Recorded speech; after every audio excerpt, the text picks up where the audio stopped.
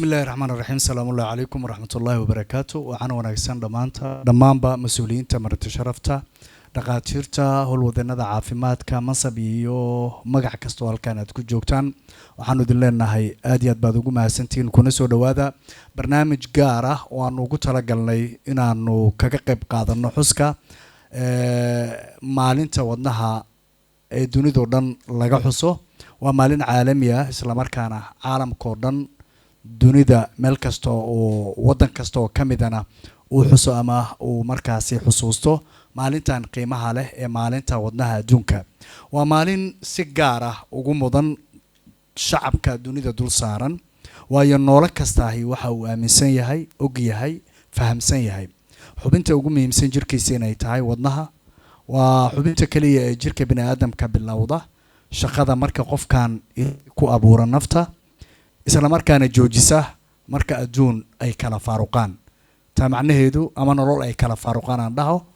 taa macnaheedu waxa weeyaan waa xubinta kaliya aan marna shaqada joojin waxa laga yaabaa kulli dhaqaatiirayga cilmi badanna waa joogaan xubnaha kale qaarkood inay aad ka maarmi karto xitaa haday shaqada joojiyaan ama laga saarka ama sida kale hadaan u dhahno xitaa mararka qaarkood haddii aad jiifto ama arrimo kale oo caafimaad gashaba iyada laftigooda laga maarmi kara ama nasanayaan laakiin wadnuhu waa kan kaliya ee bixiya jiritaanka ama tilmaamaha rasmiga ee qofka bini'aadamka noloshiisa ku xiran tahay sida daraadeed waxaanu maanta xusi doonaa ama xusuusin doonaa ama xusuusin doonaa haddii aan la idmo wadnaha iyo qiimaha uu leeyahay aadanaha iyo noolaha dhammaantiisba barnaamijkan waxaa xusid mudan inuu gacan weyn ka geystay isla markaana soo abaabulay taabageliyey isla markaana fududeeyay sidii uu dhici lahaa isbitaalka caalamiga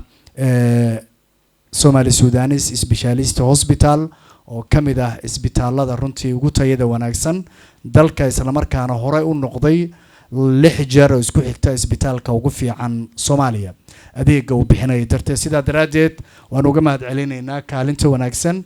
iyo isku dubaridka barnaamijkan ma jeclin aan waqtigeedan ka qaado sababtoo ah waqtiga ayaan inta badan naga soo lumay hadda waxaan jecelnahay inaan hore u galno barnaamijkeena biidnillaahil kariim waxa laga yaabaa dad badan inay dib uga daawan doonaan qaybaha kala duwan ee warbaahinta sida social media iyo sidoo kale muuqbaahiyaasha waxaanu leenahay iyaga laftigooda waqtigu ha idin wacnaado xilli kasta oo aad daawanaysaan subax galab habeen waqtigeedin tahayba waxaanu idin leenahay kulanti wanaagsan aad iyo aad baad ugu mahadsantiin barnaamijkan sida muuqata waxa igala qayb galaya dhaqaatiirta qabiirada horteeda fadhiya runtii jaaniska ama waqtigooda u soo horay inay bulshadooda gaarsiiyaan wacyigelinta ku saabsan fayadhowr qabka ama fiyoobe qabka ama badbaada ama badqabka wadnaha iyadoo ay tahay halkudhigeenuna yahay ka hortaga ama waxa haboon inta waqtiga aan la gaarin ama aan laga daahin ama waqtigu uusan ilaalinba daweynta caafimaadka ama daweynta cudurrada wadnaha sida daraadeed barnaamijka waxa igala qayb galaya Dr. Cabdiraxmaan Maxamed Xasan oo ah dhakhtarka qalliimada wadnaha kana howlgala Somali Sudanese Specialist Hospital Dr. Cabdi Xaaji waa qabiir ku takhasusay aqoon u leh daweynta qalliimada xanuunada wadnaha sidoo kale waxa igala qayb galaya Dr. Mu'attaz Abashar Mahdi oo ah dhakhtarka qalliimada wadnaha interventional cardiologist waxa laga yaabaa sida aan ugu dhawaaqay xitaa hadaysan qalad ahayn inaad fahamteen terminology caafimaadka u gaaraya jira dhawaaqaas marka isaguna waxa uu ka qayb qaadan doonaa insha Allah taala barnaamijka waxaan ka marnayn Dr. Maxamed Nairobi oo isaguna ah qabiir ka tirsan jaamacadda Muqdisho gaar ahaan Faculty of Medicine haddii aan qaldanayn runtiina aqoon fiican u leh daweynta iyo waliba sidoo kale wadnaha Dr. Maxamed Cabdullaahi oo isaguna qabiir ama dhakhtar ku xeel dheer daweynta xanuunada ku dhaca wadnaha kana howlgala Jazeera Specialist Hospital dabcan bukaano badan oo uu la kulmayna ay maanta halkan joogaan oo anigaba aan ka mid ahay runtii aad iyo aad bayna farxad iigu tahay gaar ah sidoo kale waxaa igala qaybgeli doona barnaamijka Dr. Maxamed Guuleed oo isaguna ah qabiir ku xeel dheer daweynta xanuunada ku dhaca wadnaha kana howlgala Guuleed Heart Center barnaamijkeenu intaas ayuu ka koobnaan doonaa su'aalana waanu ka weydiin doonaa dhaqaatiirta qabiirada nasiibkaan u yeelanay inay barnaamijka nagala soo qayb galaan sidaa daraadeed qaybaha dambena su'aalo furan ayaan ka dhigi doonaa oo cid kasta oo danaynaysa su'aalna waa ay weydiin doonaan qabiirada ama dhaqaatiirta nala joogta biidnillahi alkariim marka waqtiga ayaanu ka faa'iideysan doonaa inagoo soo koobi doona muhiimadda wadnaha uu leeyahay waxaan jecelahay si guud marka hore inay u guud maraan khubarada ama dhaqaatiirtu muhiimadda wadnaha gaar ahaanna maalintan caalamiga ah iyo sida looga xuso dunida waxaan jecelahay Dr. Naraado aan ku bilaabo Dr. Cabdi Xaaji maadaama isagu marti aan u nahay in oo bal horta muhiimadda maalintan ay leedahay oo inoo guud maro ama santa Umar Tijar ugu horeynta waxaan ku daaranaynaa dibdhacan ugu maaday qabanqaabada barnaamijkan maanta waa maalin weyn oo adduunka aad looga xuso waa maalinta u gaar ah cudurrada ku dhaca wadnaha ama wacyigelinta wadnaha sanad kasta bisha September waxaa 29keeda waxaa bulshada lagu dhiirigeliyaa ama looga digaa cudurrada ku dhaca wadnaha sanadkanna waxay ku beegan tahay sanad guuradii 25aad maalintii la aasaasay ama loo asteeyay in la xuso maalinta cudurrada wadnaha marka maanta waxaa hal ku dhiga maanta wuxuu yahay don't underestimate or don't miss beats oo micnaheedu yahay ha dhayalsanin garaaca wadnaha waa aad baad u mahadsantahay waa kusoo laaban doonaa wixii su'aalaha oo dhan oo wadnaha quseeya isla maalintan oo kaleento waxaan jecelahay Dr. Maxamed Nairobi sidee baad u aragtaa maalintan caalamka laga xusayo bismillaahi raxmaani raxiim alxamdulillahi rabbil caalamiin aad iyo aad ugu mahadsantahay waxaan u mahad celinayaa qabanqaabiyaasha maalinta wadnaha ee adduunka maalintan waa maalin aad muhiim u ah in oo la maamuuso oo la martigeliyo oo dadkane u noqon karto awareness maxaa yeelay number 1 waxyaabaha adduunka hadda loo dhinto waxaa ka mid ah cudurrada wadnaha number 1 waana meesha ugu dambeysay oo last resort sida aad hore uga dhawaajisayba marka wixii tafaasiil gadaaween laakiin maalin in aad loo xusay inay mudan tahay aad baad u mahadsan tahay waana soo koobi doonaa insha Allah Dr. Maxamed Cabdullaahi sidee u aragtaa xuska maalintan dunida oo dhan laga xusayo bismillahir rahmanir rahiim aad u mahadsantihiin markii horeysay adduunka laga bilaabo in la xuso sida aan maleynayo 2000 ahayd in maalinkan oo kale 29 September in loo asteeyo in ummadda ama adduunka laga wacyigeliyo cudurrada ku dhaca wadnaha taan waxay ka dhalatay waxa la arkay waxa ugu badan ummadda u dhimanaysa inuu yahay cudurrada ku dhaca wadnaha marka hadafka laga leeyahay wax kale ma aha waa baraarujin iyo wacyigelin iyo ummadda in la baro cudurka inuu halis yahay Dr. Maxamed Guuleed فليتفضل سوى ورقتها مالنتان بسم الله الرحمن الرحيم وتقدير سوى شيء ومالين رنتي مهمة هذا له هواي وحلو قياسا تقريبا وحكود 20 مليون إن سنة كودينتان عذر هذا وضنها 20 كاس مليون وحا حسيد مدن إن 25% كم بده وضم هذا سوى كرهاي سيدا سوماليا وكاليتو إن أي كذا عضو دمشقاس marka muhiimad gaar ah ay noo sii leedahay in aan wacyigelinta iyo baraarujinta iyo weynaynta maalintaas aan ka qayb qaadano aad iyo aad baad u mahadsantihiin barnaamijkan uu guda geli doonaa biidnillahi alkariim wixii su'aalahana Dr. Mucatas iyo tiimkiisana insha Allah waa weydiin doonaa dhima leh su'aalahan toos u geli doonaa waxaan jecelahay qaybaha su'aalaha dhaqaatiirta markay dhankeena ka soo dhamaadaan inaad idinkuna questions ama su'aalo furan aad weydiin doontaan oo qusaysa maalintan iyo xuska wadnaha intaba marka waxaan jecelahay inaan siiyo ama su'aasha ugu horeysay barnaamijkan ku daafuro maalintan oo kale sanadkan oo ama sanad kasta maalintan oo kale waxa la xusaa maalinta wadnaha adduunka sanadkan maxaa la dhihi karaa way kaga duwan tahay sanadihii hore ee aanu soo marnay waxaan jecelahay Dr. Maxamed Guuleed inaan siiyo bismillah waxay kaga duwan tahay waxaan isleeyahay haddii aan maaragtay muxuu ahaa focus ka saarno waddankeena waxaan isleeyahay waxyaalo badan ayaa nagu soo kordhay waddanka cudurrada wadnaha markii laga hadlayo diagnostigeeda iyo muxuu ahaa daaweyntaba iyo qalliimadaba intaba. marka bulshada sanadihii hadda ugu dambeeyay dhowrkii sano, 2 sano 3 sano ugu dambeeyay qaasatan isbedelo ayaa imaanayay, servisyadii ayaa soo kordhayay, takhaatiir badan oo cudurrada wadnaha ku takhasusay ayaa kusoo laabanayay daaweynta, interventionka iyo qalliimadaba. centero ayaa magaalada laga furay. marka waxaan isleeyahay waqti ku habboon inay tahay in maaragtay aan ka hadalno si maaragtay muxuu ahaa furan oo maaragtay cilmiyeysan in aan sanadkan aan uga hadalno dhowr maaragtay event oo noocan oo kaleetana waxay ku tusaysaa in la qabanayo, in baahida loo qabo iyo muhiimadda ay leedahay. marka waxaan isleeyahay sanadkan si gaar ah maadaama servisyadii iyo takhaatiirtii iyo cilmigii uu soo kordhayo, in maaragtay muxuu ahaa la qabto eventyada noocan oo kale maalintan la xuso Soomaaliya qaasatan muhiimad gaar ah inay u leedahay. aad iyo aad baad u mahadsantahay. waxaan yani ka dhadhansanaynaa hadalkaaga inuu yani sanadkani ka tayo fiican yahay sanadadii hore lasoo dhaafa marka loo eego sida maaragtay loo xusaya ama loo xusuusaya sanadkan. waxaan jecelahay intaanan siinin Dr. Cabdi Xaaji inaan sidoo kale aan raadiya Dr. Maxamed Cabdullahi intaanan siinin Dr. Cabdi Xaaji ma la qabtaa sanadkan inuu ka tayo wanaagsan yahay sanadadii lasoo dhaafay marka laga hadlayo xuska wadnaha ee sanadkan? ha markii loo fiirsho Soomaaliya ahaan, Soomaaliya waxaa ognahay 4 sano ka hor intervention laguma sameyn jirin, khaliil laguma sameyn jirin, cudurrada wadnaha oo caruurta ku dhacday lama ogeyn markii intaas badan ma ogeyn 4 sano ka hor. laakiin hadda waxaad helaysaa service oo haddii ahaa intervention, haddii ahaa open heart surgery, haddii ahaa service oo pediatric, haddii ahaa any service of related oo wadnaha la xiriiro hadda available wadanku yahay, weliba asoo advanced level ah. waata aad baad u mahadsantihiin. waa ka soconaynaa. waxaan jecelahay su-aashan inaan weydiiyo Dr. Maxamed Cabdullaahi. waxaa laga yaabaa dad badanna inay qabaan su-aashan oo kale. wacyigelinta horta sidoodaba ma la dhihi karaa habnololeedka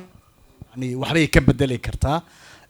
marka laga hadlayo caafimaadka wadnaha, yani wacyigelin la sameeyo, dadka la baraarujiyo, caafimaadka iyo kuwarqabka iyo ka taxadirista wadnaha waxbay ka bedeli kartaa ma la dhihi karaa? yani wacyigelintu fure ma u noqon kartaa? fure u dhawey afka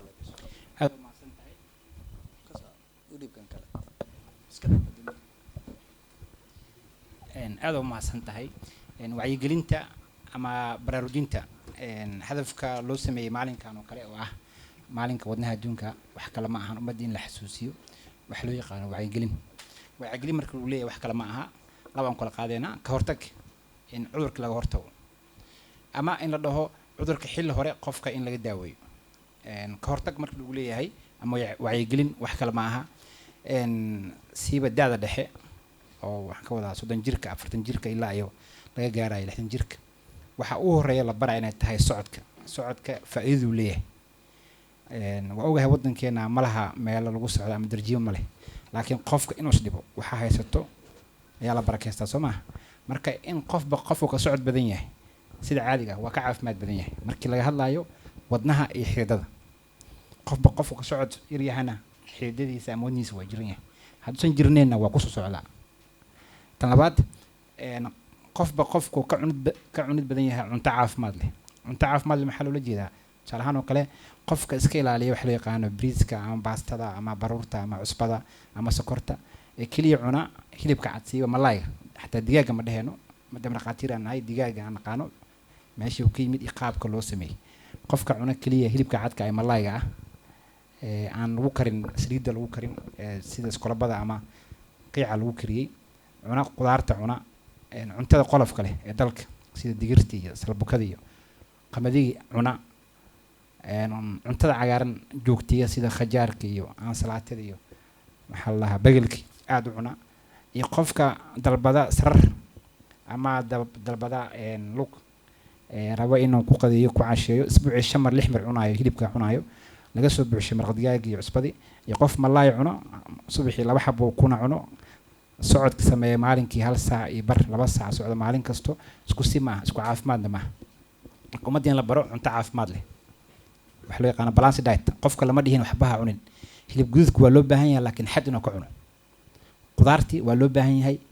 ayada xad ma leh malayga hadduu markaa qofku qaba allergic asigana xad ma leh waa wacyigelintii tan labaad dadka in la baro xanuunka wadnaha dad waxaa laga yaabaa inay dhahaan gaas ay hayo bagga ay ololayo uu yahay 60 jir sokorna qabo in la dhaho hadiiba marba ka cabanaysid bagga xabadka hadaa ka cabanaysid isku day dhakhtarka inaad u tagto maanta dhaqaatiirtii waxay isticmaalaan wax loo yaqaano guideline ku dambeeyay ama baaritaanada ugu dambeeyay ayagoo yaqaano A to Z meel uga soo haray cudurkii oo xaafkaaga tagin heesto qalabkiina heesto ilaa zidna wixii dhameystiri karo qofka haddii isku arko markuu soconayo waagi hore wuu fiicnaa laakiin hadda wuxuu bilaabay inuu neeftuuro jaranjaradii markuu fuulayo ama xaajadii guriga markuu qabanayo inuu san wadi karin daqiiqad neeftuur bilaabayo shaqada joojinayo inuu og yahay qofka in lagu soo socdo tusaale ahaan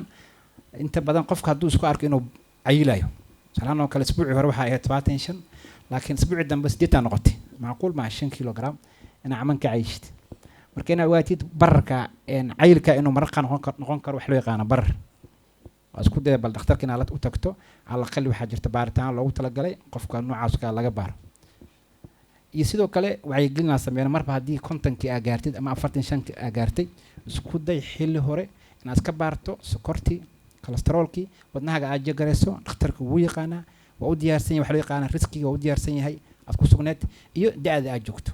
iyo waxa ka cabanaysa haddii xataa xubaa ka cabanin dhakhtarka wuxuu ku sameyn karaa xilli hore inuu ku baaro dad badan waxaan aragnay ku imaanayo ayuu qaliin prostate galayo Soomaalida waxa malaysaa prostate-ka ama wadnihii inuu uga muhiimsan yahay bahalka prostate-ka uga muhiimsan yahay markii adiga lagu soo wareejiyo ayagoo laga qal rabo qanjirka laga qal rabo in aragto xiddo wadnaha inay xiran yihiin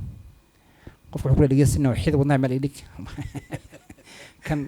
kan iga xalli orkan waxaa laga daran yahay kana ka daran marka waxaan dhihi lahaa qofka haddii uu da'da 45 gaaro ha isku dayo inuu jeegareeyo cholesterolkiisa iyo waxa loo yaqaano sokorti iyo wadnihiisa muhiimadda oo loo qabtay 29 kana wax kala ma waa wacyigelintaas aad baad u mahadsantahay macalka waxay naga tusaysaa in wacyigelintu ay qayb weyn ka qaadato ama ka qaadanayso badqabka iyo baraaruga caafimaadka wadnaha waxaan jecel intaan ka bixin waxaad sheegtay in hilibka cad oo sidoo kale wadnuhu u fiican yahay sida ukuntii oo kale inta layda lafteeda fiican tahay marka loo fiiriyo hilibka kale cunistiisa iyo waxyaabaha baruurta oo la isku daldalayo waxaana ka dhawaajisay haddii allergic uusan qabinna waa raacisay marka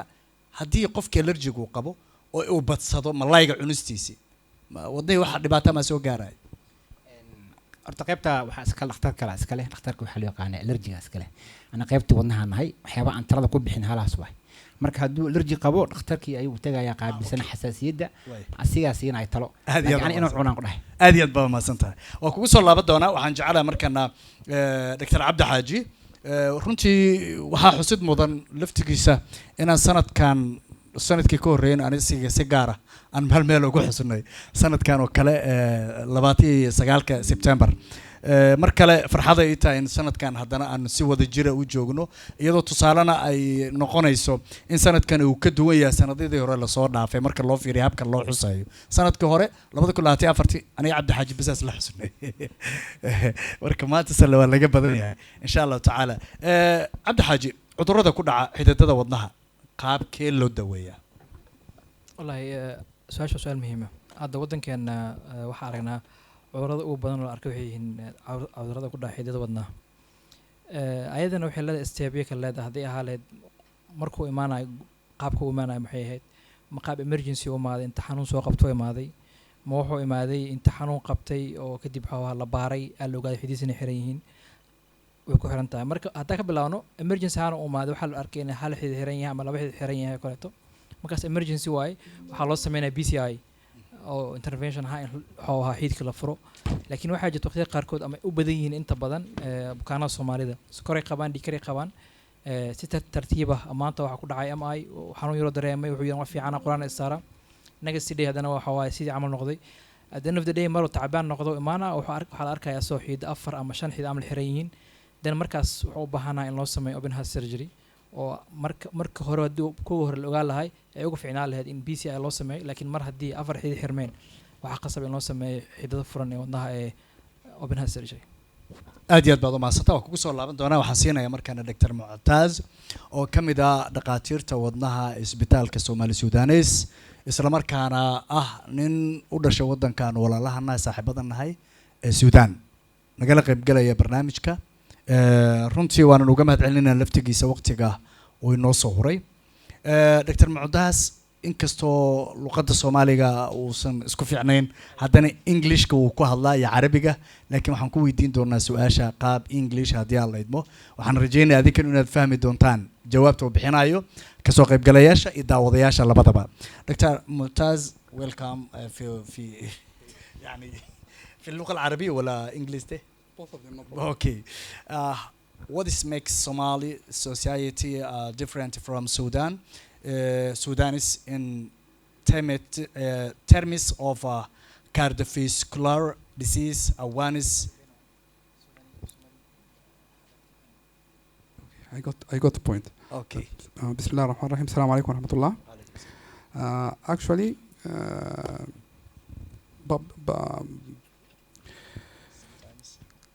the difference mainly in the awareness regarding the primary health care. So the sector of primary health care of Sudan has wide distribution, and there is a lot of governmental hospitals which kind of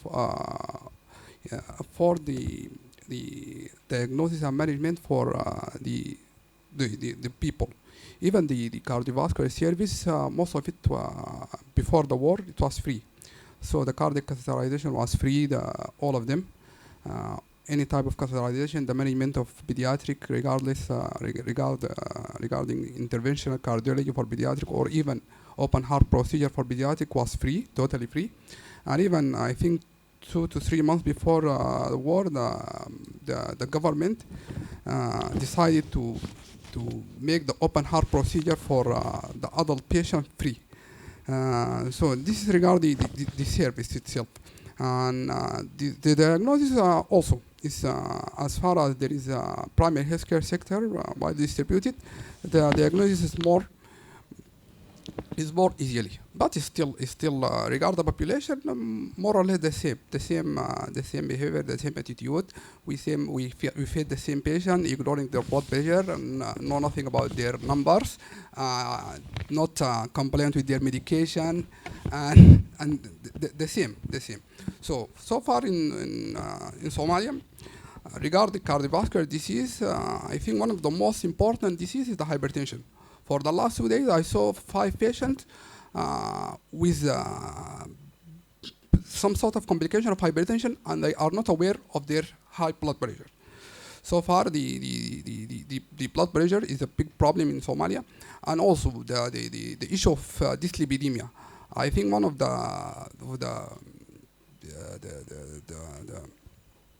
guidelines mentioned that I'll talk about the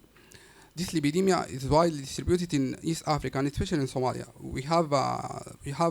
what we call it familiar dyslipidemia. A lot of patients they have dyslipidemia, familiar, and also the dietary and the lifestyle I think contribute significantly to cardiovascular disease in Somalia.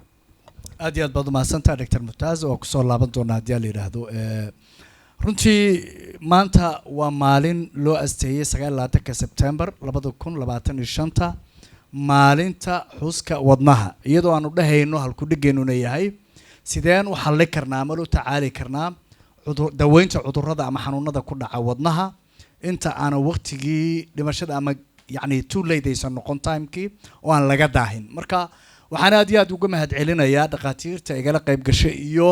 Somali Sudanese Specialist Hospital oo gacan weyn ka geystay qabsoominta maxaan ku raadaa barnaamijkan iyo taabagelinta intaba waa uga mahadcelinayaa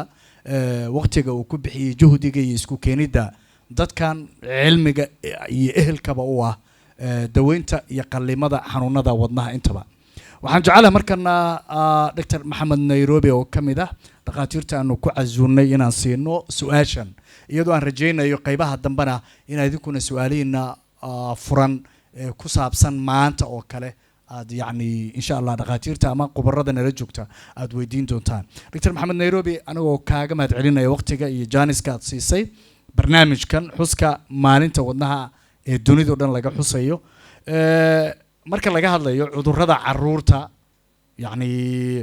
dhinaca wadnaha saameyntooda dalka iyo caqabadaha ku hareereysan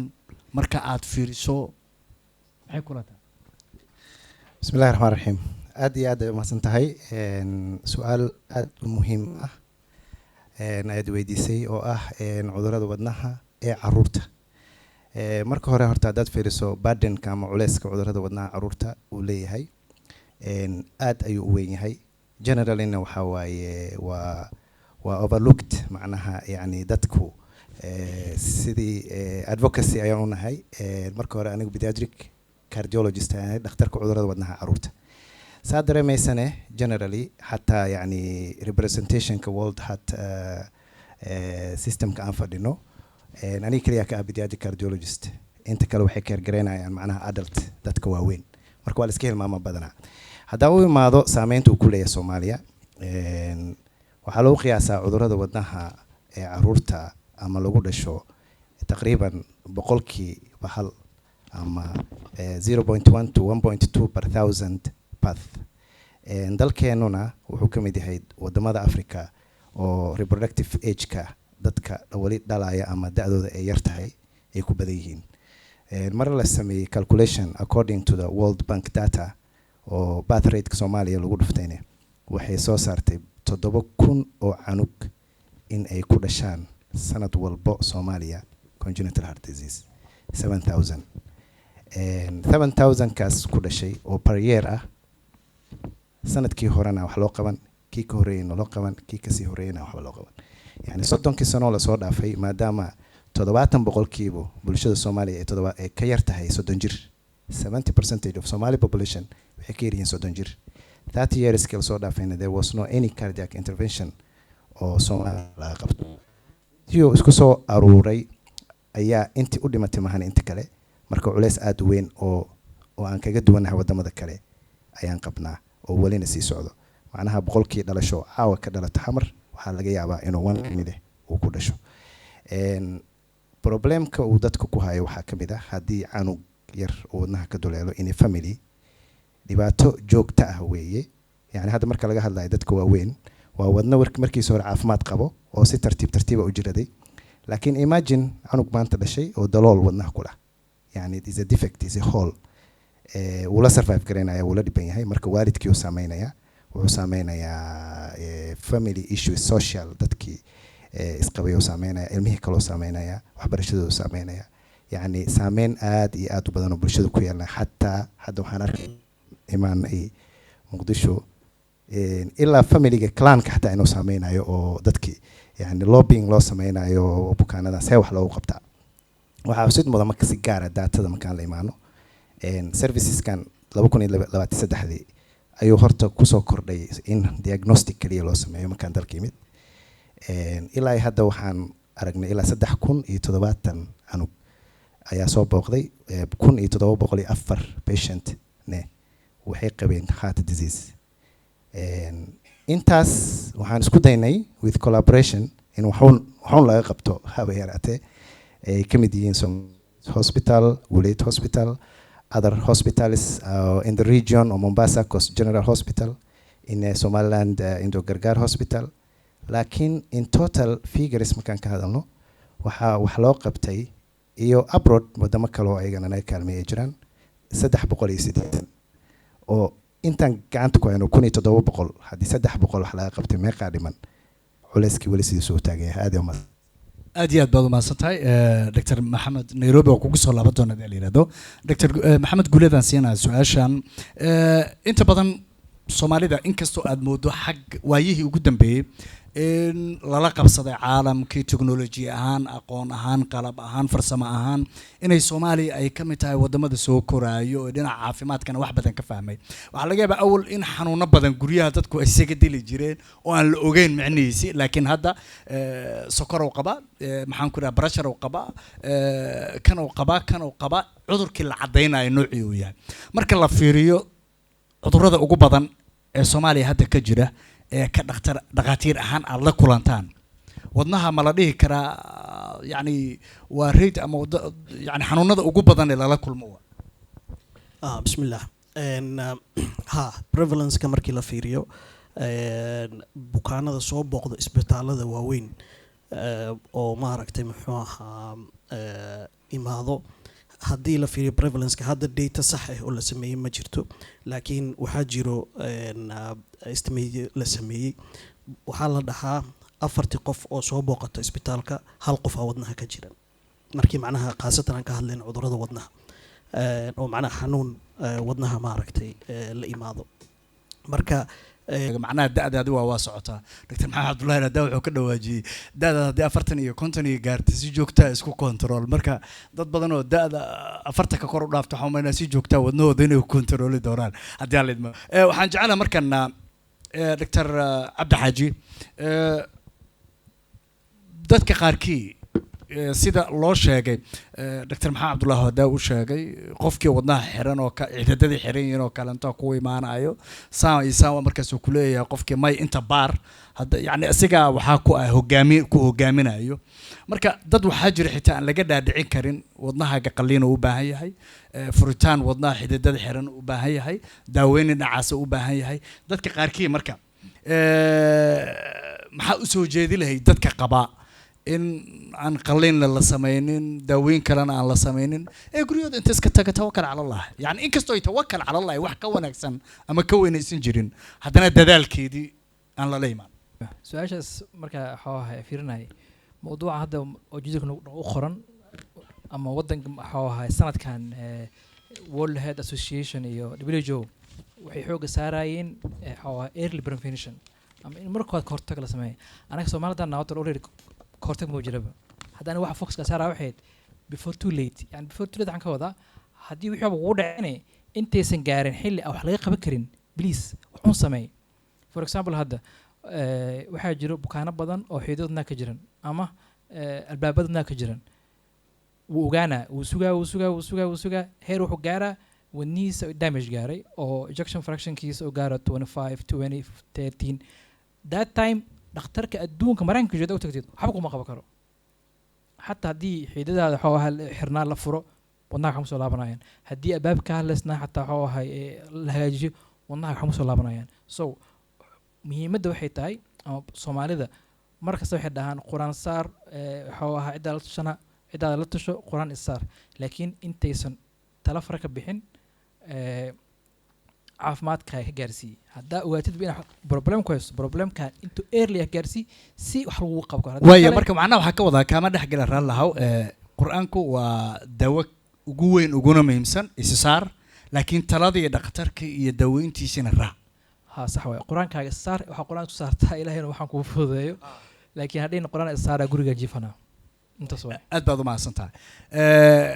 waxaan jecelahay dad badan oo kolley aaminsan yani habab kale dawooyin kale iyo wadooyin kale oo la mara annagoon jeclayn inaan sii baarbaarno laakiin dawada ugu wanaagsan ee dhakhtarka la kulankiisa ayaa ah يعني إريد وجوها بون بتقبك يبدبادة وضناها قفك بوكانكا مانتا حسك مالنتا وضناها عالمي جا الكودجي سو حويان سيدان وحلنا وداوينا حنوندا كدعة أما عذردا كدعة وضناها أنت أن لجارين هير أن وحنا لك قبكرين مركا وعي قلنتنا وحنا سلا جرناي إني قيبت وجومي مسن محن كره هذا فهمك badqabka caafimaadka wadnaha uu yahay wacyigelinta waxaan uga mahad celinaynaa Somali Sudan Specialist Hospital oo kaalin weyn ka qaatay wacyigelinta aanu maanta bandhigiisa aan ku jirno waxaan jecelahay inaan siiyo Dr. Maxamed Cabdullaahi waxaan ugu maqaalaa qofka xanuunkaas oo qaba yani waxa kamida ma jiray dhaxal waalidkiis wax qabay xiriir walaalaale marka ma la dhihi karaa cudurrada wadnaha ku dhaca waa dhaxal la kala qaado aad oo maasan tahay inta badan cudurrada wadnaha wuxuu kamid yahay cudurrada kale oo kamid yahay marka waxaa jiro cudurro loo yaqaano congenital oo qofka markuu ku jiro uurka hooyadiis ama caloosha ku jiro ku dhasho magacaas ay wataan waxaa loo yaqaanaa congenital heart disease lahaa inta badan cunuga markuu soo baxo ama markuu uur ku jiro adduunka hadda wuu hormaray Dr. Maxamed Nairobi sheegay asigoo ku jiro uurka hooyada ayaa waxaa la ogaan karaa cunuga inuu leeyahay waxa loo yaqaano congenital heart defect xataa marka qaar waxaan leenahay asigoo ku jiro caloosha ayaa laga xalliyaa soo bixin ka hor ama markuu soo baxo ka bacdi ayaa dhaqaatiirta sida Soomaaliya oo kale si kama ama cunuga inuu ka cawdo calaamadihii lagu yaqaano congenital heart disease ka oo la imaadaa in dulal wadnaha uu jiro ama albaab wadnaha xiran yahay sidoo kale cudurro waxaa jira qofka markuu soo baxo kabacdi qofka lagu arko magacaasoo wataa waxaa loo yaqaanaa genetic heart disease heredity ahaan ku helay inta badan waxaa ugu caansan waa cudurkan aan dhahno hypertrophic cardiomyopathy macnaheedu yahay wadnaha inuu aad u bararsan yahay uu weyn yahay oo halis qofka gelin kara sidoo kale waan aragnaa laakiin waa reer in korontada wadnaha ay qaldan tahay cudurka maanta kow aan dhahno waxaa Wolff Parkinson White cudurka aan dhahno sanadii waxaa laga yaabaa ama 2 sano qof inaan aragno iyo cudur diagnoskiisa aad u yar yahay oo aan dhahno Brugada syndrome waa reerkiisa inaan aragto laakiin wax jira waa qofku wuxuu ka cabanaa waa wareer amir daboolan qofka haddii la kulmo xilligaas qofkii loo sameeyo ECG waxaa la ogaan karaa inuu leeyahay wax loo yaqaano arrhythmia oo ah korontadii wadnaha inay cilad ka jirto marka labadaas loo qaybshaa inuu ku dhasho asigoo calooshiisa ku jiro inuu qofkii cudurkii lagu arko ama markuu soo baxo lagu arko ama markuu weynaado uu daada gaaro 20 jirka ama 25 jirka bacda cudurkiisa la ogaado way dadka waaweyn markii laga hadlayo aad baad u mahadsantahay Dr. Maxamed Cabdullaahi Maxamed Nairobi cudurrada lagu dhasho ee caruurta wax laga dhaxlamiya wax jira mise yani dhaxal ma waa mahadsantahay cudurrada oo lagu dhasho ee wadnaha horta badankoodu waa idiopathic ama unknown cause sabab oo aan la ogeyn hase ahaatee waxaa jiro cudurro gaar ah oo lagu yaqaano inuu yahay congenital heart disease kana imaado genetiga iyo hidasidaha waxaana cuduradaas ka mid ah sida cudurro gaar ah oo leh facial appearance-ga Down syndrome loo yaqaano waxaa kaloo jiro cudurro badan dhakhaatiirtu way yaqaanaan featureska wajiga caruurta isbedelayso Williams syndrome oo ka imaanayo DNA-ga iyo isbedel oo ab suurtagal ay tahay in ay dhaxlaan sida Williams syndrome Alagille syndrome waxaa loo yaqaanaa autosomal recessive disorder oo autosomal dominant disorders loo kala qaada waxaa laakiin very important ee kaas in oo counseling la sameeyo oo dhib badan lagama hortagi karo laakiin kuwa waxaa jiro suurtagal ay tahay ilmaha inay ku dhashaan lagana hortagi karo oo coupleska ama waalidka haddii taxadar badan sameeyaan cunugii ay ka hortagi karaan waxaa ka mid ah haddii hooyada matalan ay qabto wax loo yaqaan gestational diabetes ama sokorta oo ku dhacdo uurka ama ay generally sokor ay qabto waxaa laga yaabaa ay risk u tahay some cardiac diseases مثلا oo kamid yahay hatta TGA transposition of the great arteries haddii si fiican loo controlo oo la daaweeyo waa laga hortagi karaa waxaa kaloo hadda dalka aad ugu badan immunization problemka waxaa jira wax loo yaqaan rubella syndrome waa iska talaalaa waa jadeecada ku dhacdo haweenka oo German measles la dhaho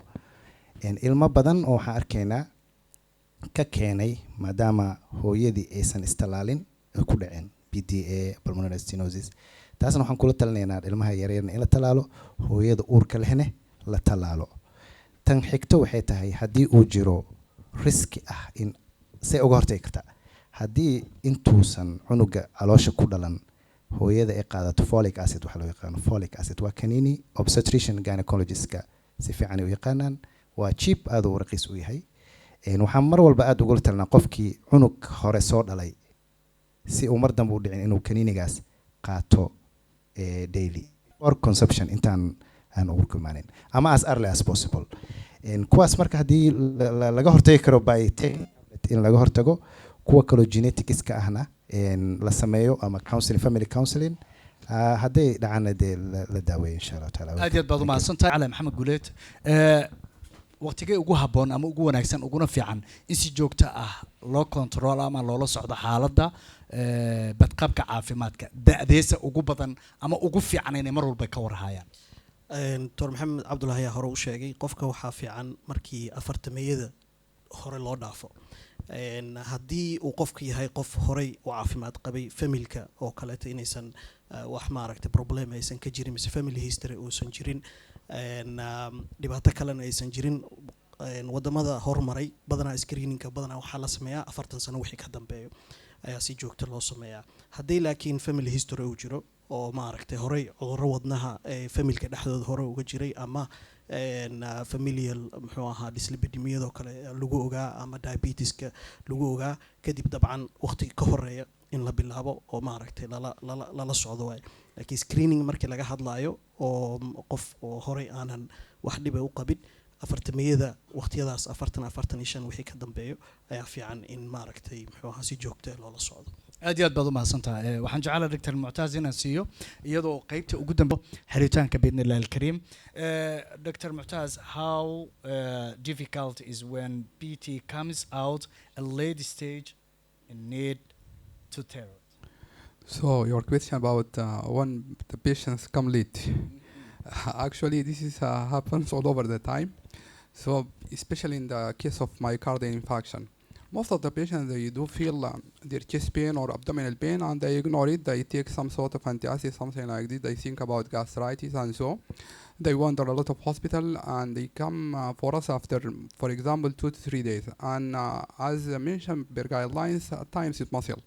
So time is very crucial. But this is not the most important issue. The most important issue, even for some patients, they come in the appropriate or exact time. But they take a lot of time to make their decision regarding the procedure.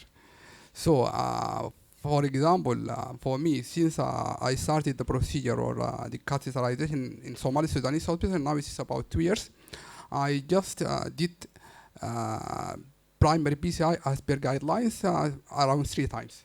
One of my patient today I in the follow-up I saw a lady. She came before around 15 months, and because I think her co-patient is doctor, she came in the exact time and they follow our instruction and she did the procedure immediately. Now after 15 months,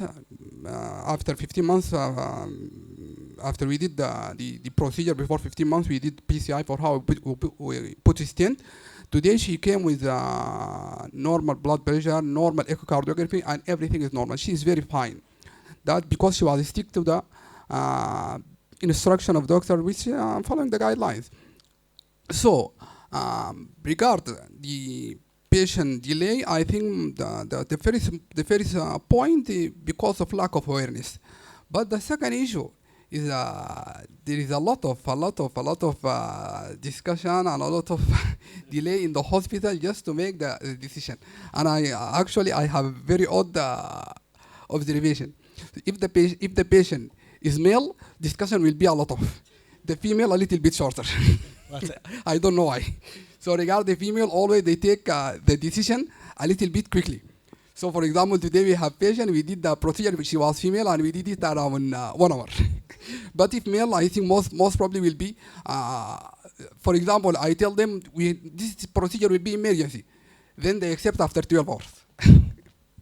Thanks. May Allah bless all of them. Okay, waxaan jeclahay markana inaan siiyo iyadoo aan ka faa'iideysanayno waqtiga soo koobi doona biidnillahi alkariim Dr. Cabdi Xaaji goormee la dhihi karaa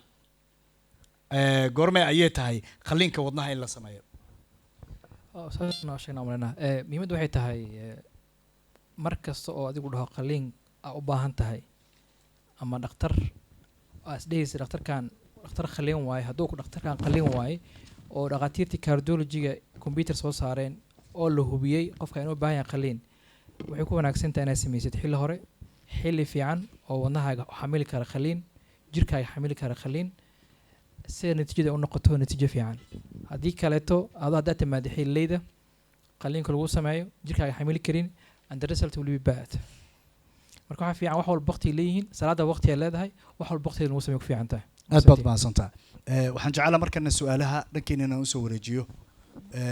haddii ay jiraan wax su'aalaha okay microphone-kan waxaan jeclaan lahaa in loo geeyo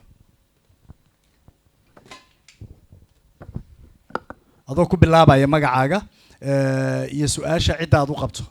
inkastoo dhaqaatiir badan nala joogto waa mahadsantahay wuu shidee microphone-ka hore leega hadal السلام عليكم ورحمة الله وبركاته. مقعي عبد الشيد بشير واي. أرتو هذا أوفر حسن دكاتير الصومالي سبيشاليست كارديولوجيستين سور في السنة وإحنا صبر سنتكريان وحال لوجو فرح واي. تيجي كلا تسوي شاقة وحواي الصومالي the one problem علينا هذا دكاتير صوماليات اللي هي one problem أجرته. نبغى أجرته حوا وحكست أنا أسكوه. بدنا سأقولنا إن كاردياك و systemic organ واي. بدنا أمرك manifestation these other organs كلها تسميها. lungs ko kale to saamina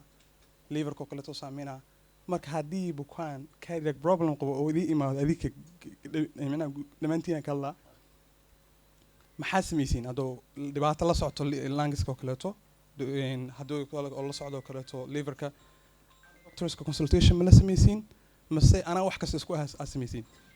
aad oo ma santa marka laga reebo aniga inta kale iyaga waa aada u mahadsan tahay su-aasha waxaan siinaynaa doctor maxamed cabdullaahi hay aad u mahadsan tahay annaga waxa ugu muhiimsan waxa waaye qaybta wadnaha waa runta waagi hore way jirtay laakiin dhaqaatiirta hadda inta fadhiso focuskooda ama xoogga waxay saaraan wadnaha si markaa u fiiriso in cilada wadnaha tahay waxa ugu khatarsan ka fikirnaa marka waa inuu xid wadnaha xiran yahay tusaale ahaan oo kale qofku wuxuu ka cabanaa gubasho caloosha ah bukaanno waxaan aragnay dhalinyaro ah 40 jir ah ku dhahay saaka sambuusan soo cunay markii meesha u tagtay shaki ku galay sambuusan soo cunay ku dhahay wuu khalday laakiin adiga waxaa dhacday daawada gaaska la sii dhakhtarkii lagu waco internal medicine laakiin xilliga hadda u sameysay ECG bukaanku wuxuu noqday wax loo yaqaano STMI macnaheedu yahay xididka wadnaha boqolkiiba boqol uu xiran yahay marka anaga waxaan sameynaa stepka koowaad inaan raacno guideline-ka waa haddii uu ka cabanayo gubasho caloosha ah ama xabad xanuun ka cabanayo ama wax u dhigmo neeftuur leeyahay ECG aan sameynaa haddii ECG-da marka shaki weli jiro guideline jiro aan leenahay rule out oo ah inaan fiirino troponinka aan fiirino haddii bukaanka shaki naga jiro inuu wadnaha ka jiran yahay oo heart failure leeyahay waxaan dadna wax loo yaqaano BMB-ga ama cardiography aan sameynaa haddii xilliga marka aan meesha ka saarno cudurradii aan raadinaynay bukaanka waxaan u gudbinaa dhakhtarka internal medicine waa sida saxda ah oo dhaqaatiirta maanta joogto oo cardiologist ah cagsigeeda dhaqaatiirta internal medicine-ka ayaa u maleysaa boqolkiiba 99 qaybta oo ay ka jiifaan cardiology waa sababta keentay in bukaankii xilli dambe ku yimaado late ku yimaado sababta internal medicine arkay gaas uu ka soo daaweeyay bukaankan jirdi uu ka daaweynay ama gastritis uu ka daaweynay in stage bukaankii markuu soo bar lugaha ayuu ku yimid waa mar uu develop garay wax loo yaqaan heart failure ama heart failure wadnihii shaqada yareeyay haddii xilli hore bukaanka uu ECG u diri lahaa BMB u diri lahaa troponin diri lahaa cardiac stress ECG diri lahaa bukaanka uu rule out meesha ka saari lahaa inuu xidid xiran yahay hadduu xidid xiran yahay uu soo wareeji lahaa bukaanka waxaa laga yaabaa inuusan ku imaan lahayn asigoo heart failure aad baad u mahadsan tahay su-aal kale qaba haye ninka odaga si mikrofoonka siiya ayo soo no koobaya su-aasha aad u mahadsan tahay السلام عليكم ورحمة الله وبركاته مقع وحنا عبد الله عثمان عبد الله وما هو عليها تقاديرته يدادينته أنا وحواي وحن سؤالنا وديرها وأنا وحلا قال بشي جولاي وهذا اللي صار أفكويت من كده والنهر اللي قال أنا وحنا قال دكتور مساس thank you هاي نوينا وانا حنون قبل ما أنا دريم جرين ما أنا فاهم سنين جرين صبح صباحية كمية لحد جولاي أنا حافظة كسوة بحي وحي مركز سعود أنت اللي قلتي وقلت له مركز سعودنا بدقائق ووافر استي كبعد الاستيتال انتهي هذه أفر جار لقات أفر تجار مركز قدام بيضة تذكر ممتاز لي كان وباري والله يقالي هو داوى اللي سي داوى دواء يسعتها والله تشوا مركز لما تبع أوتها وسوقتها مركز محمد أنا ربينا ودي واحد تما داوى الله يقالي واللي يروح حدي ذا كحرن يجري معناها حدث كاس قليل مو مرضم وباهنا الدورة مثلا ساسا معناها ولي أن كوها الدورة أنا مرضم بانو باهنين وياي لكن هذا مركز عطى عادي يا سوما ها مركز عادي ما في عنه ما أردت كرت هذا وما أردت ما بس صعد معنا صعد كدير صعد وقفت من عاد بعض ما سنتها كل دكتور ممتاز على لجوء بناية ما دام يسقوا وقالي Okay, thank you. I think I do remember him very well. He came before I think around less than 3 months with non-AC segment elevation myocardial infarction. His troponin was very high. We did the procedure for him. It was subtotal occlusion of LAD. It was direct stenting. We put single stent. And after that, he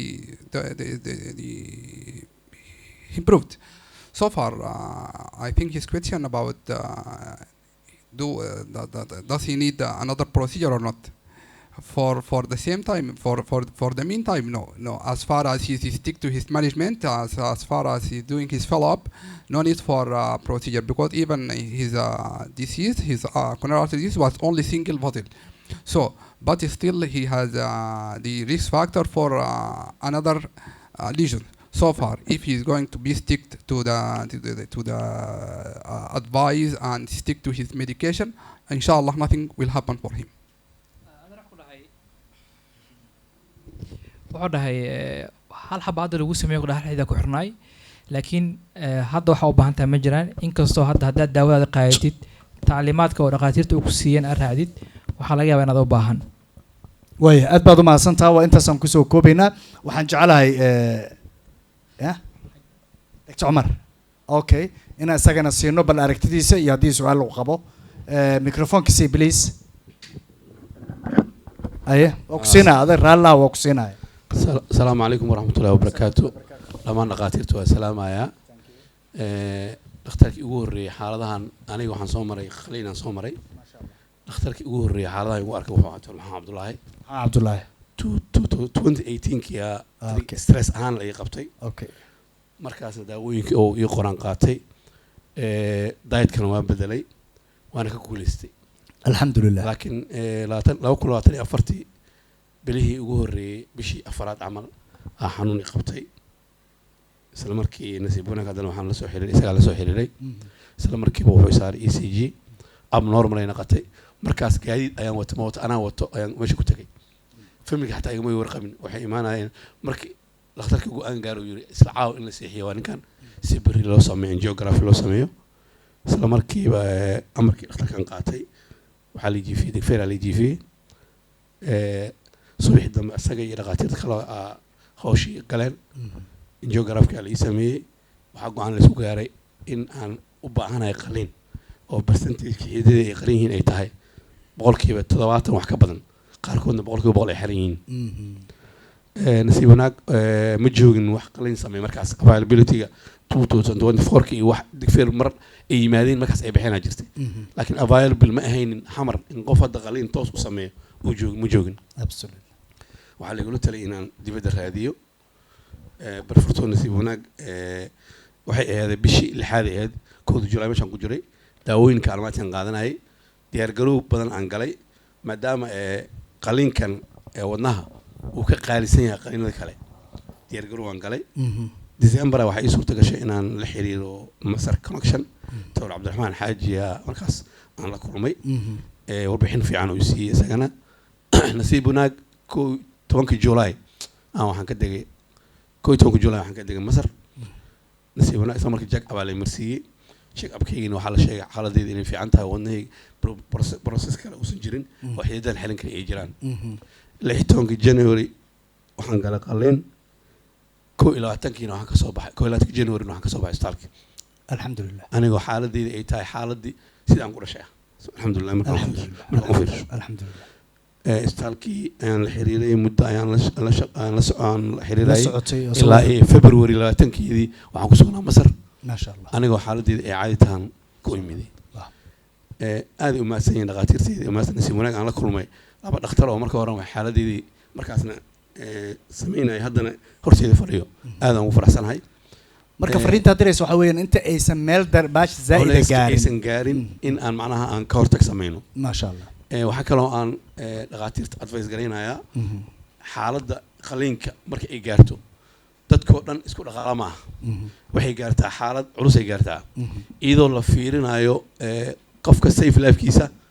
in lagu dadaalo haddii la aasaasi karo hay-ad markaasi fanka wax ka geysan karta haddii la heli karo in macnaha hay-ad lagu dadaalo maadaama kostiga ma dhaqaalaha ku baxayo wadna uu aad u badan yahay waxa kale aan rabaa inaan ku daro aniga dhakhtar caafimaad ahay wasaaradda caafimaadka waxaan ka rabnaa quality-da diet-ka isbitaalka waddanka yimaado aad u liitaa control-ka in aad culays loo saaro ama raashin ha noqoto ama daawo ha noqoto aad iyo aad xagga raashinka processka waddanka yimaado process aad u hooseeya waay soomaalidana bariis iyo baastada wax u yaqaanaan raashinka ugu fiican oo timada ee cunay u taana marka waxaan rajeynayaa insha Allah hadii la yiraahdo in macnaha hay'adaasna ay ku dadaalaan inay hay'ad caafimaadka qaabilsan maadaama aan wada shaqeynayna culays saarno aad iyo aad baad umahadsantahay Dr. Cumar waxaan u maleynayaa kulley taasi waa ra'yi guud insha Allah waana qaadan doonaa waana gudbin doonaa fariintaas waxaan siinayaa wiilkaas dambe iyadoo gabagabadina la joogo waqtigan aan ka faa'iideysanayno su'aasha soo koob si jawaabta ay u koob noqoto Dr. Cumar adiga iyo ustaadka kale waxaan idin rajeynaynaa caafimaad taam insha Allah ta'ala Allah idin siyaadiyo magacaaga ku bilaabay su'aasha qabto bismillaah magacaygu waa injineer Cabdirasaaq dhakhtar heen dhaqaatiirta dhan waa salaama aad u maasanyiin xil loo baahan yahay ku soo aadeen su'aasha aan qabo waxa uu qabaa doctorka wadnaha ee carruurta magaciisa ma aqaana garaa leehado Dr. Maxamed Nairobi doctor waxaan rabaa inaan ku weydiiyo maadaama had soo badatay wadna xanuunka ilmaha yarka inay ku dhashaan waad hor ma jiri jirin anaga waxaan arki jirnay hal ama labo ayaan markay socoto marka hadda aad u soo batay ma is leedahay ani aqligayga ahaan wuxuu ii sheegay maadaama dhakhtar ahayn hablahan hadda jiro waxay u soo bateen inay ilmaha iska ilaaliyaan inay daawooyin qaataan si ay ilmo badan u dhalin okay ma laga yaabaa cudurkan hadda ilmaha yaniis ku soo batay ay ku dhashtaan in ay hablahan casriga ee ka dambeeyaan macnaa kiimiyaashi cunaan iyo waxaas ma laga yaabaa hal maxaa la waan ku darsan lahaa ra'yi maadaama tiin dhaqaatiir aad u yar xil loo baahan yahay maxaa la bukaanada jeebkooda ilaalisaan oo aadan maxaa la dhahaa wadnaha saab iska qaaliye aad baa maasanta magacaaga muxuu ah injineer cabdirasaaq okay cabdirasaaq injineer cabdirasaaq aad baa maasan tahay waxaa la yidhaha mugta farta iyo meesha bugtana waa isoogiyiin dhallinyaradan waxaa waaye dumarkii shaki badan ay ka qabaan marka ma laga yaabaa hadda dumarkii waxay isticmaalayaan inay ta sabab u tahay mase laga yaabaa jaabka dadka inaad u naxdaan haddii la yidhahdo maasha allah horta aad u mahadsan tahay su-aalne yani xishood bala yani directly in laga jawaabo weye say u muuqato hadda dadka waxay u muuqataa waxaan inay soo bateen laakiin in la ogaada ayaa soo batay engineerka waxaan rabaa inaan u sheego capacityga technologyga diagnosiska iyo dhakhaatiirtii ogaan lahaa ayaa soo batay waxaa ogaataa waqtiyadii aadan garan karin dad badan oo wadnaha ka xanuunsan oo caruura in sida TB loo daaweyn jiray oo daawada TB boqolkiiba ilaa hadda la siiyaa la siin jiray marka diagnostic capacity ayaa improvement sameeyay waxaa improvement sameeyay available of the doctorski oo aqoonta u lahaa ayaa soo fiicnaaday marka waxay u muuqatay in ay maxay ahayd badan yihiin laakiin markaan specifically u imaado contraceptive ama arrangementiga oo dhalmada oo dib loo dhigayo ama hore loo dhigayo according to the current evidence wax xiriir ay la leeyihiin to our knowledge ma jirto qof oo ilmo badan dhalay iyo qof oo ilmo yar dhalay ma jirto aad iyo aad u mahadsan tahay waxaa kaloo keliya late pregnancy waxaa la dhaho qof waayeel ah oo da'diisa aad u weyn tahay oo pregnant qaado risk yaro waxaa jiro hal cudur oo trisomy 21 la dhaho ama down syndrome la dhaho lilmacluumiya ولكن أما دي بوديجت أما يرين حرير لما له هذه هذا ما سنتها. هذه بعض ما سنتها وقت جاي الناس أيضا واتقبتان دحدين كجوح أنا ويدينه وحنجعلها هي دعوضها أننا كسو جبير على هذا نكان نسين دورنا هدية اللي رهدو أنا وسو كوبين بإذن الله الكريم ميكروفون كسية magacaaga iyo su'aasha qabto iyo dhakhtarka aad u qabto adoo soo koobay waliba istaagaya raalina oo si lagu wada arko raali ah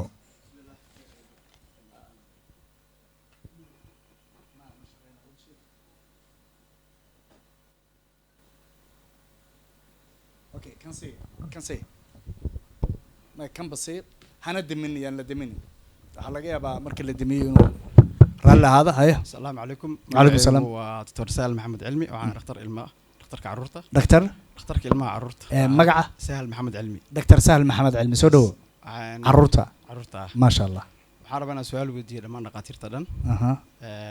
سومالي أوهي وهرت مجرى نقاتير وضنا كنت تخصصي أما اسم شالستي الله هذا ما شاء الله الحمد لله نقاتير يلاني وصومالي ولي بقى هذا نحصو برتين هذا ندتكي بلشدي ولي قفكي وضنها لا يقبطه waxaa loo qaadaa dibadda loo dhoofiyaa okay ma jiraan qorshe ama isbitaalaadka dhammaan dhaqaatiirta kala duwan ka shaqeeyaan looga maarmi karo in hadda kadib dadku dibadda ay u aadaan wadnaha weliba open heart markii la sameynaya qalimada openka heartiga waya raallahu dr sahlow haddii aan ku dhaho waxaa jira mugta dhaqaatiirta dhan ayaan su-aasha u qabaa haddii la marka waa laka wada jawaabo waagaa noogu baryaayo okay dr cabdiraxmaan asigaa siino toro maasan tahay otore wax walba markay bilaabanayaan adduunka dhan maaragta way iska adagtaa tirasi uu iska yaryahay dadki lama ogo hadda soomaaliya waxaa waaga horeeto ama sanad ka hor qof oo appendectomy u baahanaya dibad aada jiray ama dad xoohay wax yar oo kab inta la kabo kadib dibadda la aada jiray marka hadda haddii sheekada ay marayso open heart surgery hadda dailiyan hadda waxaa la sameeyaa soomaaliya waxaa lagu sameeyaa bardhay 2 kiis ama bishii waxaa la sameeyaa 30 kiis la sameeyaa hadda quality da meesha joogo beri ma joogaay laakiin waxa xaqiiqa haddii surface-kii ama aqoontii dad leh hadda ay jiraan ama ay imaadaan waddankan inuu qof Soomaaliya aadin banaanka ayadoo jirta sabab badan dhaqaalaha iska badnaa doono tarasigo imaad doono markii waxa hadan ay isku imaadaan waxa caddaa doonta inaan qof dambeeto Soomaaliya inta ka baxo oo open heart surgery dibadda ay doonin unless ay jirto waxyaalo ka baxsan adduunka sababtoo ah Masar oo kaleeto ama Kenya oo kaleeto bukaanada qaarkood waxba kama qaban karaan waxa loo diraa Mareykanka iyo Talyaaniga laakiin level hadda Soomaaliya taagan tahay in xawaha bukaan u baahan cabbage bukaan u baahan valve replacement oo u aadayo wadamadan u aadayaan I hope 1 month 2 months kadib inay yaraa doonaan dramatic insha Allah aad iyo aad baad u mahadsan tahay Dr. Cabdiraxmaan sida wanaagsan aad noogu soo koobtay waxaan jeclaan lahaa inaan su'aalo badan iyo waqti badan isku helo laakiin waqtigu inaga dhacay awoodiis waxaan jecelahay inta ayaan ku soo gabagabayno waxaan si guud ugu mahadcelinayaa ka soo qaybgalayaasha iyo dhaqaatiirta khibradda iyo aqoonta u leh daweynta xanuunada ku dhaca wadnaha iyo qallimada intaba si gaar ah waxaan ugu mahadcelinayaa Dr. Cabdiraxmaan Maxamed Xasan oo ah dhakhtarka qallimada wadnaha isbitaalka Somali Sudanese Specialist Hospital waqtiga iyo maaragtay juhdigu galiyay barnaamijkan iyo sidoo kale ka soo qaybgalkiisaba waxaan sidoo kale u mahadcelinayaa Dr. Mu'taz oo isaguna ah dhakhtarka wadnaha isbitaalka Somali Sudanese maadaama marti aan u nahay iyaga Dr. Maxamed Nairobi oo isaguna ka tirsan jaamacadda Muqdisho gaaraan faculty medicine aqoon fiican u leh dhakhtarka caruurta wadnaha aan iraahday caruurta caruurtana Muqdisho Heart Center okay ugu dar raali ha marka hore waxa lagu yiri ogtahay marka hore aan raacay senteniska hore ma kuma jiro waa Muqdisho Heart Center oo runtii isaguna dhakhtarka caruurta wadnaha ah Dr. Maxamed Cabdullaahi oo isaguna ah qabiir ku wanaagsan daweynta xanuunada ku dhaca wadnaha kana howlgala hadda Jazeera Specialist Hospital iyo Dr. Maxamed Guuleed oo isaguna ah qabiir daweynta cudurrada wadnaha kana howlgala Guuleed Heart Center aan iraahday dhamaantood waa u mahadcelinayaa Somali Sudanese Specialist Hospital isaguna aad iyo aad baan ugu mahadcelinayaa ka soo qaybgalayaasha waa u mahadcelinayaa guud ahaan barnaamijkeena inta ayuu ku soo gabagabaynaynaa daawadayaasha laftigooda waa u mahadcelinaynaa maadaama ay waqtigooda nasiyaan inta dib u kulmi doono sanadka dambe saacadan oo kale September ta dambe sida ay nabadgelyo salaamu alaykum wa rahmatullahi wa barakatuh